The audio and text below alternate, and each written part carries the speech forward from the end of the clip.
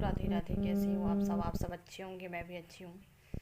आज मैं आपको एक बात बताने जा रही हूँ, ज़रूर सुनना ध्यान से। कहते हैं ना कि जहाँ पे जिसकी मौत लिखी रहती है वो वहाँ होती है, और जैसे लिखी रहती है उसी प्रकार होती है। तो एक चिड़िया कल थी, उड़ रही थी।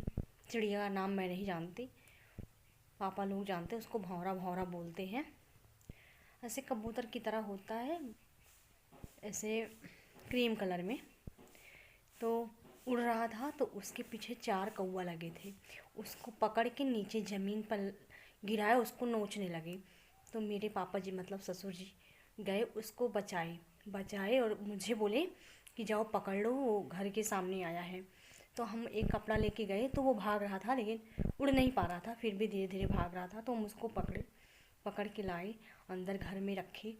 उसको रोटी चावल, कच्चा पका हुआ चावल, मटर, हरी मटर सब कुछ दिए खाने के लिए। मैं सोची खाएगा, लेकिन कुछ भी नहीं खाया। ऐसे बैठा था डरा हुआ।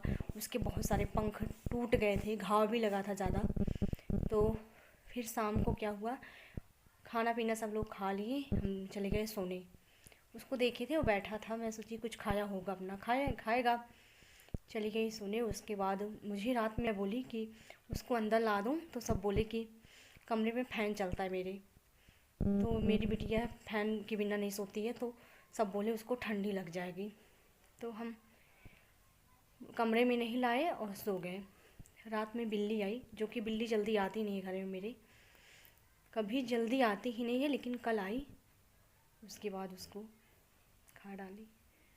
सुबह जब मैं उठी तो मम्मी से पूछी, मम्मी उसको उड़ा दी क्या? मम्मी बोली नहीं, बिल्ली उसको तोड़ डाली।